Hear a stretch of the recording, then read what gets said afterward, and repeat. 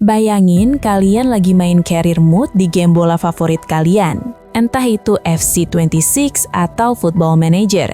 Kalian bosan main jujur, terus iseng pakai cheat code, mindahin semua pemain timnas Indonesia yang main di Eropa dan Amerika ke satu klub lokal.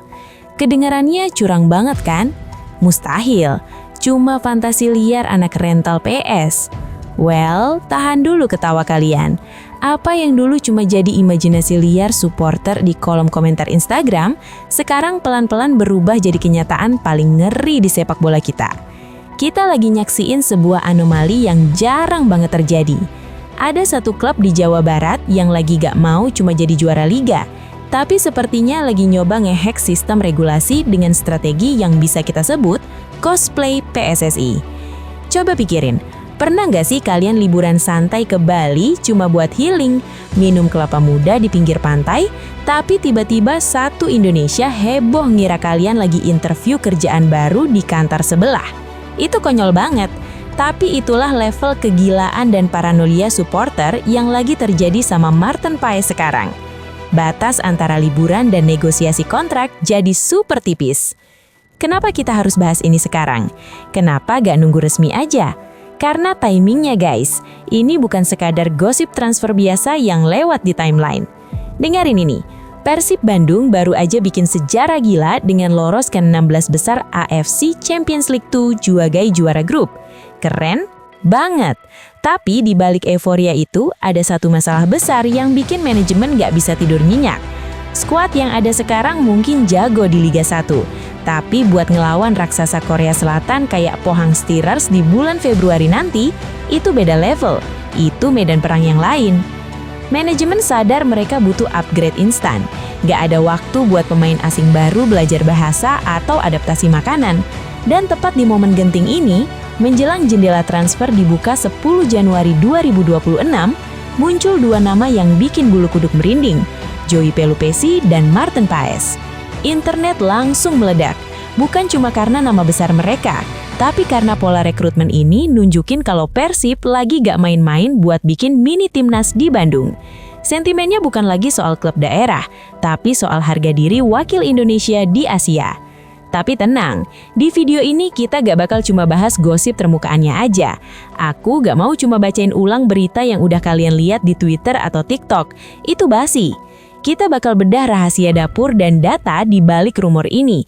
Kita akan cari tahu korelasi aneh antara statistik kemenangan tipis Persib lawan Bangkok United dengan kebutuhan mendesak akan sosok destroyer kayak Joey Pelupessy. Apakah mendatangkan pemain sekelas Marten Paes itu ambisi jenius, atau justru cuma angan-angan yang bakal jadi blunder finansial? Duduk yang nyaman, siapin kopi atau cemilan kalian. Kita bakal masuk ke dalam analisis data, cocok logi supporter, dan strategi transfer paling ambisius tahun ini. Let's dive in! Sebelum kita terlalu jauh menghayal soal Marten Paes yang bakal clean sheet tiap minggu, atau Pelupessy yang bakal dominan di lini tengah, kita perlu mundur sebentar. Kita perlu ngaca ke sejarah. Karena jujur aja, banyak banget bobotoh atau penikmat bola yang masih kejebak sama pola pikir lama. Asal nama besar, pasti jaminan mutu. Coba deh kalian putar balik memori ke tahun 2017. Masih inget nggak euforia waktu itu? Waktu regulasi marquee player lagi hype-hypenya. Saat itu, Persib bikin geger satu dunia, bukan cuma Indonesia, dengan mendatangkan legenda Chelsea, Michael Essien, dan ex-West Ham, Carlton Cole. Sumpah, waktu itu rasanya Persib udah kayak klub Eropa yang nyasar ke Asia. Kita semua mikir, wah gila nih, ada The Bison di lini tengah, ada striker Premier League di depan. Juara mah udah di tangan, tinggal nunggu piala diantar aja. Ekspektasinya setinggi langit guys. Kita ngebayangin Persib bakal ngebantai semua lawan dengan mudah. Tapi realitanya, zong. Itu jadi salah satu prank termahal dalam sejarah klub. Alih-alih lihat aksi heroik, kita malah disuguhin drama cedera dan fisik yang kedodoran.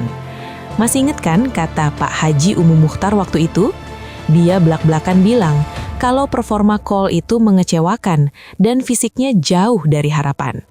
Cole bahkan cuma main sedikit banget karena cedera bawaan yang nggak kedeteksi gara-gara katanya lolos tes medis gitu aja. Bukannya angkat piala, di akhir musim 2017 itu Persib malah finish di peringkat 13. Bayangin, skuad Los Galacticosnya Indonesia nyaris di papan bawah. Sakit banget kan? Itu bukti nyata kalau star syndrome di manajemen klub itu bahaya banget. Nah, masalahnya tuh di sini. Banyak orang di luar sana yang skeptis dan bilang, rumor Paes sama Pelupesi ini paling sama aja, kayak kasus 2017. Cuma buang-buang duit buat nama besar doang. Padahal, kalau kalian teliti, konteksnya beda total guys. Kesalahan fatal di masa lalu adalah kita beli nama, bukan beli fungsi. Kita beli pemain yang udah di fase retirement, yang motivasinya mungkin cuma cari pengalaman eksotis atau gaji terakhir sebelum pensiun. Mereka nggak punya ikatan emosional sama lambang di dada. Dan parahnya, mereka nggak kenal kultur sepak bola kita yang keras dan travelingnya jauh banget. Tapi, rumor kali ini polanya berubah. Kita nggak lagi ngomongin pemain tua yang mau pensiun. Kita ngomongin Marten Paes, 27 tahun, dan Joey Pelupesi, 32 tahun. Mereka ini pemain aktif, punggawa timnas yang secara teknis lagi ada di prime age, atau setidaknya masih sangat kompetitif di Eropa dan Amerika. Jadi, mitos bahwa Persib cuma hobi ngumpulin bintang tua itu harus kita kubur dulu buat kasus ini. Ini bukan soal marketing jualan jersey doang, kayak zaman Esin. Ini soal kebutuhan taktis buat bertahan hidup di Asia. Dan disinilah bagian menariknya mulai terungkap. Kalau cara lama ibarat kita naik tangga manual, capek, lambat, dan beresiko jatuh di tengah jalan, strategi baru ini ibarat kita naik lift VIP, cepat, eksklusif, dan langsung sampai tujuan. Rahasianya ada di koneksi timnas. Coba perhatiin pola pikirnya. Daripada beli pemain asing entah berantah dari Brazil atau Afrika yang butuh waktu 3-6 bulan buat adaptasi sama makanan, cuaca, dan gaya main di Indonesia, Persib memilih jalan pintas. Mereka mengincar pemain diaspora yang chemistry-nya udah kebentuk di timnas Indonesia. Bayangin skenarionya. Joey Pelupesi masuk. Dia nggak perlu kenalan lagi sama Mark Klok. Dia nggak perlu canggung sama Tom Hayi atau Eliano Reinders. Mereka udah satu frekuensi, satu bahasa taktik, dan satu tongkrongan di timnas. Ini yang namanya metode plug and play. Colok, langsung nyala. Nggak perlu nunggu loading adaptasi yang lama. Kenapa ini jenius? Karena Persib nggak punya waktu bro. Jendela transfer buka 10 Januari 2026. Pertandingan 16 besar ACL 2 lawan tim monster kayak Pohang Steelers atau Ratchaburi itu mulainya Februari. Cuma ada waktu 1 bulan. Kalau Persib beli pemain asing biasa, bisa-bisa dia masih jet lag pas hari pertandingan. Tapi kalau Pelupesi, dia datang dengan status fisik Eropa, mental petarung, dan yang paling penting, status WNI. Ini game changernya. Pelupesi bisa masuk starting 11 tanpa menuhin slot pemain asing. Jadi Persib bisa numpuk pemain rasa Eropa sebanyak-banyaknya di lapangan tanpa ngelanggar aturan kuota asing Liga 1. Curang? Enggak. Cerdik banget. Terus gimana soal Marten Paes? Ini bagian yang paling bikin orang geleng-geleng kepala. Banyak yang bilang ini hoax karena Paes masih dikontrak FC Dallas sampai 2026. Tapi ada celah kecil yang lagi coba dimainin sama para detektif transfer. Namanya MLS Off-Season Loan. Di Amerika, liga lagi libur panjang. Paes butuh jaga kebugaran buat timnas. Persib butuh kiper level dewa buat kompetisi Asia. Secara teori, peminjaman jangka pendek 2-3 bulan itu masuk akal banget. Ini kayak hubungan situationship, singkat, padat, tapi memorable. Meskipun Paes udah ngebantah dan bilang dia cuma lagi liburan, fakta bahwa rumor ini muncul nunjukin kalau Persib lagi nyari kepinian puzzle terakhir buat pertahanan mereka. Ingat statistik di fase grup, Persib kebobolan 6 gol. Lawan Lion City Sailors aja kita keteteran. Kebayang nggak kalau kipernya masih standar ASEAN pas lawan wakil Korea? Bisa jadi lumbung gol kita nanti. Makanya, nama Paes dan Pelupesi bukan cuma tempelan poster. Itu adalah respon panik tapi terukur dari manajemen yang sadar kalau skuad sekarang belum cukup sakti buat bicara banyak di level Asia. Oke, tarik napas dulu. Sekarang kita masuk ke bagian yang cuma dimengerti sama kalian yang bener-bener gila bola. Kalau tadi kita bahas kulit luarnya, sekarang kita bedah jeroannya. Pernah kepikiran gak sih, kenapa nama Joey Pelupesi itu lebih seksi di mata manajemen Persib daripada pemain asing mahal lainnya? Bukan cuma karena dia jago, tapi karena status administrasinya adalah sebuah cheat code. Joey itu udah resmi WNI sejak Maret 2025. Artinya apa?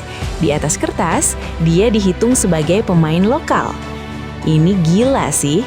Bayangin, kalian punya gelandang bertahan lulusan Liga Belanda dan Belgia, mental Eropa, tapi di formulir pendaftaran Liga 1, dia satu kategori sama Beckham Putra atau Mark Klok.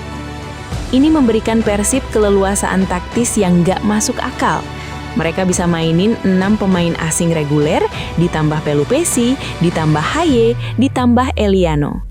Secara teknis, Persib bisa menurunkan 9 pemain rasa asing sekaligus dalam satu pertandingan tanpa melanggar regulasi PSSI. Ini bukan lagi mengakali aturan, ini namanya mempermainkan aturan dengan gaya. Terus soal Martin Paes, banyak yang bilang, mustahil, harganya mahal banget, 1,5 juta euro. Nah, di sini banyak orang salah kaprah. Di dunia transfer ada istilah short term loan alias peminjaman jangka pendek. Ini trik klasik yang dulu sering dipakai pemain top MLS kayak David Beckham atau Landon Donovan pas Liga Amerika lagi libur. Mereka main di Eropa 2-3 bulan buat jaga kondisi, terus balik lagi ke Amerika pas Liga mulai. Rumor Paes ke Persib itu pakai skema ini. Persib nggak perlu beli dia permanen, yang jelas bakal bikin bangkrut. Persib cuma perlu bayar gaji dia selama 2 bulan buat cover babak 16 besar ACL. Jadi kalau ada yang bilang Persib mau beli Paes, itu jelas hoax. Tapi kalau Persib mau minjem Paes buat jadi joki di Asia, itu skenario yang sangat masuk akal secara bisnis. Coba posisikan diri kalian jadi Adam Prisbeck atau Teja Paku Alam. Kalian udah jatuh bangun nyelamatin gawang Persib sepanjang musim, bikin save krusial lawan Lion City Sailors sampai akhirnya juara grup. Terus tiba-tiba manajemen mendatangkan kiper bintang cuma buat main di laga-laga penting. Sakit nggak tuh? Resikonya gede banget guys. Niatnya mau upgrade skuad, tapi kalau nggak hati-hati, ini bisa jadi bumerang yang ngerusak harmoni tim. Ingat, Persib kebobolan 6 gol di fase grup ACL kemarin. Itu angka yang lumayan banyak buat juara grup. Masalahnya bukan cuma di kiper, tapi di koordinasi pertahanan. Kalau Paes atau Pelupesi datang mepet di Januari tanpa chemistry yang cukup, bisa-bisa kejadian Los Galacticos 2017 terulang lagi. Nama besar kumpul, tapi mainnya kayak orang asing yang baru ketemu di lapangan parkir. Jadi pertanyaannya sekarang, apakah Boyan Hodak berani ambil resiko ngorbanin perasaan pemain lama demi ambisi instan ini? Atau ini justru shock terapi yang dibutuhkan tim buat naik level? Oke, mari kita tarik benang merah dari semua kegilaan ini. Kalau kita lihat dari atas, rumor Martin Paes dan Joey Pelupesi ini sebenarnya ngasih tahu kita satu hal penting. Persib Bandung sedang berevolusi. Mereka udah nggak lagi terjebak di pola pikir lama yang cuma asal beli bintang tua buat jualan jersey, kayak kasus 2017. Pola yang kita lihat sekarang jauh lebih cerdas, lebih taktis, dan lebih berorientasi pada data. Manajemen mulai paham, kalau mau bersaing di level Asia, ACL 2, modal semangat Maung Bandung aja nggak cukup. Kita butuh upgrade teknis yang radikal. Strategi cosplay PSSI atau mengumpulkan pemain diaspora ini adalah blueprint baru sepak bola modern di Indonesia. Kalau skenario ini sukses, Pelupesi masuk sebagai pemain lokal dan Paes atau keepers levelnya masuk sebagai pinjaman jangka pendek. Persib bakal jadi pionir.